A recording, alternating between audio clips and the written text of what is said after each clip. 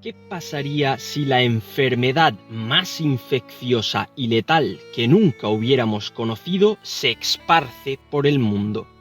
Esta es una hormiga carpintera zombie, infectada con un hongo letal, el Ophiocordyceps unilateralis. Este es un caso real.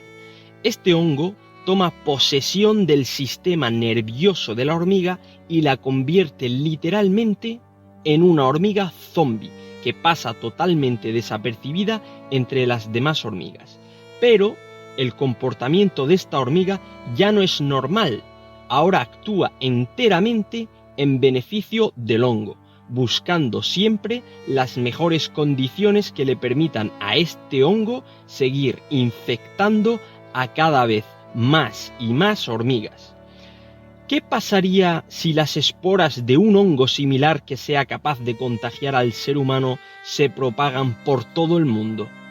En un hipotético futuro no muy lejano, donde nuestra fuerte dependencia de los combustibles fósiles choca con el hecho de que estos combustibles se están acabando, grandes empresas y grandes proyectos gubernamentales multimillonarios se lanzan con todos los recursos a la prospección del continente más inhóspito e inexplorado del mundo, la Antártida. Este continente hace millones de años estuvo plagado y rebosante de vida.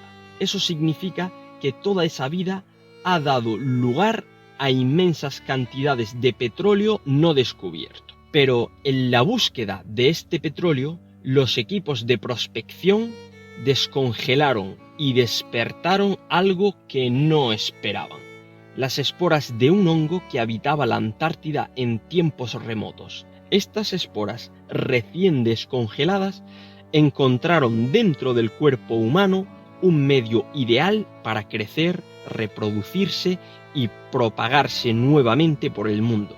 Los incautos trabajadores ni siquiera eran conscientes de que estaban siendo infectados por este hongo antiguo. Lo cierto es que el hongo tardaba meses en causar malestar o síntomas adversos, y durante gran parte de ese tiempo, sin síntomas, se dedicaban a esparcir más y más esporas que se hospedaban en decenas, cientos o miles de nuevos infectados, miles de personas sanas. A pesar de que el comportamiento de los trabajadores huéspedes del hongo era normal la mayor parte del tiempo, lo cierto es que el hongo les inducía ciertos comportamientos que favorecían al hongo y su expansión. El hongo tomaba lentamente el control de ciertas áreas del cerebro, y los infectados estaban más predispuestos al contacto social. Buscaban más estar físicamente muy cerca de otras personas.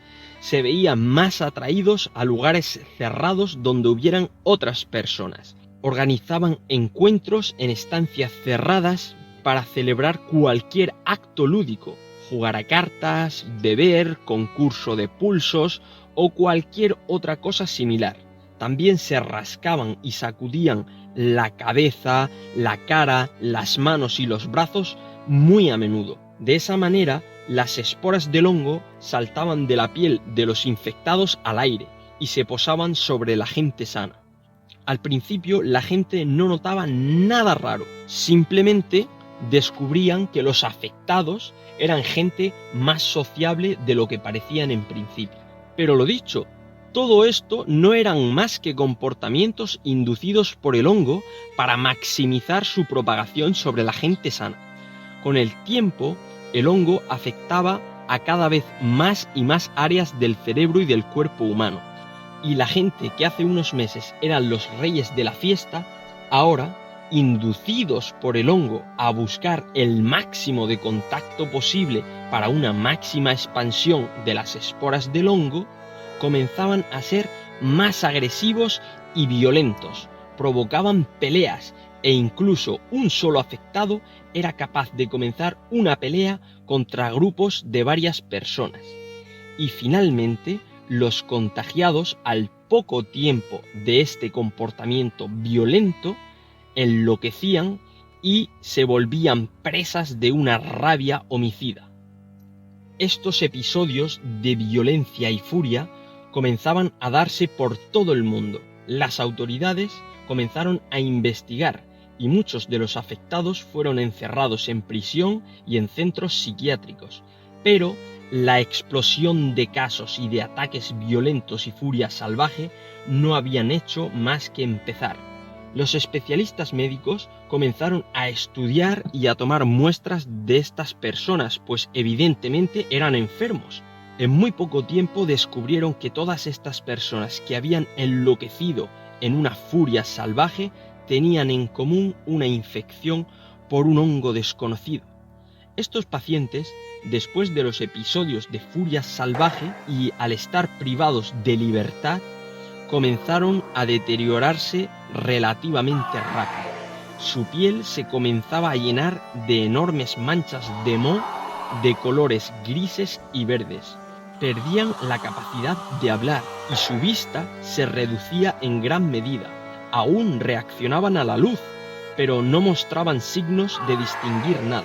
Cuando oían a los médicos, una tremenda energía parecía poseerlos y se dirigían corriendo, gritando y rugiendo en dirección del sonido. Los médicos estaban estupefactos, no sabían de dónde procedía ese misterioso hongo, y los pacientes no parecían tener nada en común, excepto el hongo. Y esto era así por la lentitud extrema del hongo para causar esos ataques de violencia y por la enorme cantidad de tiempo que disponía cada huésped de esparcir las esporas estando sano. Otra de las características del hongo es que causaba estos ataques de violencia en periodos de tiempo muy variados.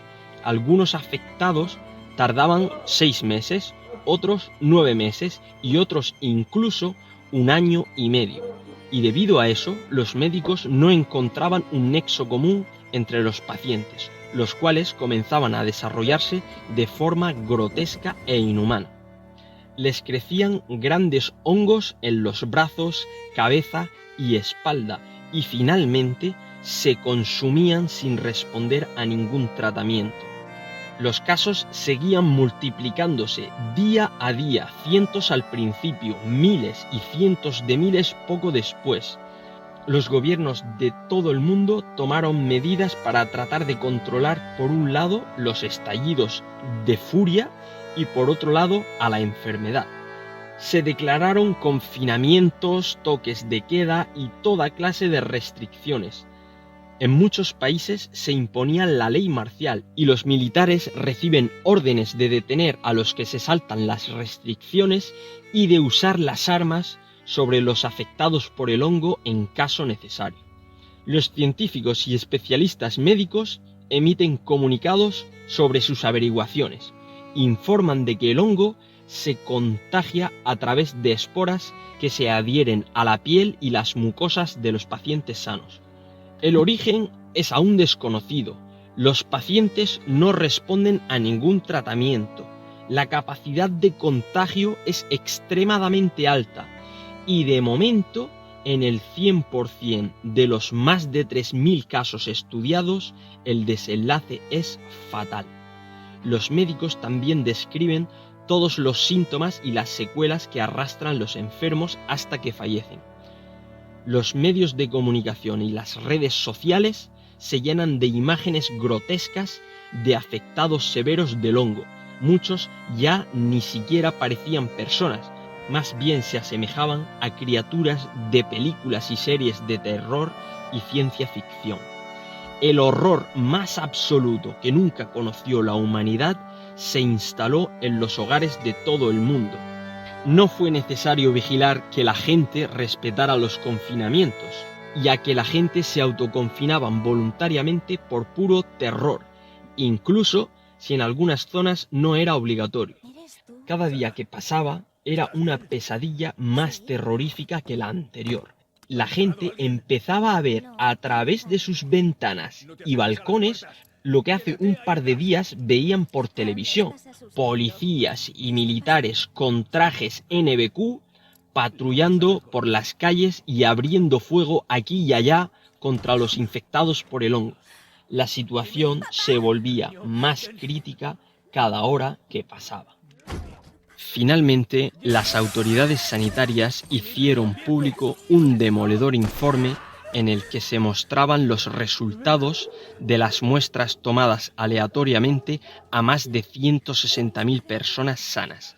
Este informe pretendía averiguar el alcance de la propagación del hongo sobre la población en general. El resultado no podía ser más desolador. Más del 73% de la población, según este informe, estaría contagiada del hongo. Y mientras no existiera una cura, solo era cuestión de tiempo que todos los infectados desarrollasen agresividad, pérdida del habla, ceguera parcial, comportamiento salvaje, deformaciones, crecimiento fúngico y finalmente la muerte. Este contundente informe publicado por los medios de comunicación supuso el auténtico colapso de la civilización. La gente dejó de acudir al trabajo. Muchos se atrincheraban en sus casas y evitaban cualquier contacto con el exterior. Muchos otros comenzaron a abandonar las ciudades y trataban de sobrevivir en pequeños grupos familiares. Nadie quería tener contacto con extraños. Ni los desesperados, ni los ladrones y ni siquiera los asaltantes se atrevían a acercarse a otras personas. Los agresivos infectados se agrupaban en numerosas manadas en busca de presas a las que atacar y contagiar. El desenlace de muchos de estos ataques era fatal por el extraordinario salvajismo empleado por los infectados. El apocalipsis era la nueva realidad del mundo. Prácticamente todos los que decidieron atrincherarse en las ciudades fueron infectados o cayeron tras un salvaje ataque. Y los que de algún modo milagroso conseguían resistir, lo hacían sobreviviendo escondidos como ratas, armados hasta los dientes y obligados a escapar cuando eran descubiertos y no podían repeler el ataque de los infectados. Claramente la humanidad se enfrentaba a la extinción. Pero hasta que ésta llegase, los compañeros de los supervivientes eran el miedo, el hambre, la desesperación y el sufrimiento. En medio de este oscuro infierno surgió una última luz, una última esperanza para la humanidad. Un gran porcentaje de los infectados que pasaban a mostrar signos de agresividad conseguían controlar en buena parte los impulsos de agresión y, siendo conscientes del fatal desenlace que los esperaba, decidían alejarse voluntariamente de sus familias y se embarcaban en una cruzada para acabar con los otros infectados mientras aún tuvieran control de sus actos. Millones de infectados con una enorme capacidad de autocontrol y un sentimiento elevado de empatía y amor por sus familias y por la humanidad, decidieron que si ellos iban a morir, aprovecharían cada día que les quedaba para luchar con todas sus fuerzas contra los infectados salvajes. Cuantos más consiguieran eliminar, más posibilidades tendría la humanidad y sus familias de salvarse de la extinción. Se convirtieron en auténticos guerreros y cazadores del apocalipsis. Se armaban con los equipos de policías o militares caídos. El hambre y el cansancio no podía pararlos, pues el hongo parecía atenuar en buena parte esas sensaciones. Las heridas más profundas que estos valientes infectados podían sufrir eran las que afectaban a sus corazones sabiendo que tenían que dejar a sus familias. Estos guerreros, al principio, luchaban solos contra los salvajes infectados y en ocasiones conseguían salvar del ataque a algunas familias, pero pronto empezaron a unirse en gran número y con el paso de las semanas formaban auténticas guerrillas. Ya no solo conseguían salvar de vez en cuando a alguien del ataque de los infectados, ahora podían incluso salvar campamentos militares y a poblaciones aisladas. Los militares vieron en estos infectados a los mejores aliados y guerreros, ya que podían infiltrarse entre los salvajes, no necesitaban ni equipos NBQ ni mantener la distancia con los otros infectados, no necesitaban subir la moral, pues todos y cada uno de ellos estaban poseídos por una firme convicción de que estaban haciendo lo mejor, tampoco necesitaban ser equipados o armados, pues poseían muchísimos equipos.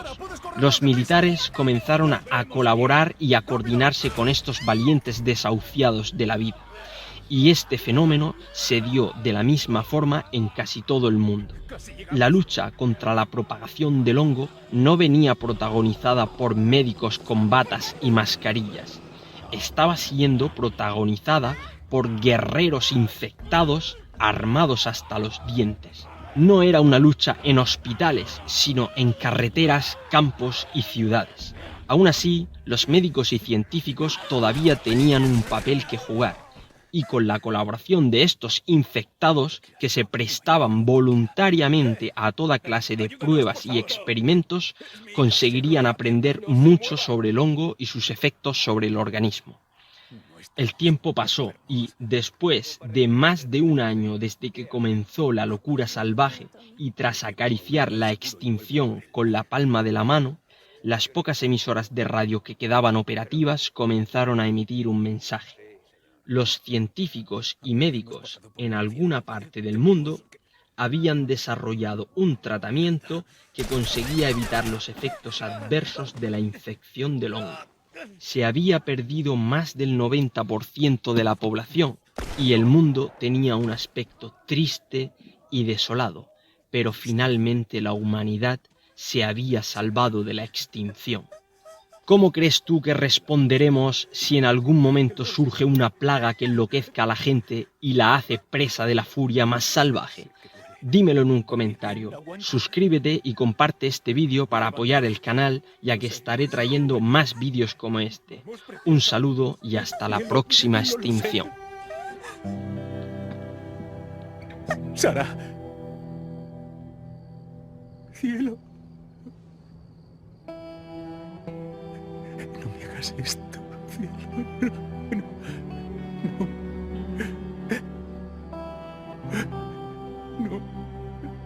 No, Dios, no. Por favor.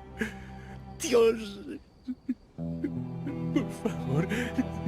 No me hagas esto, Dios.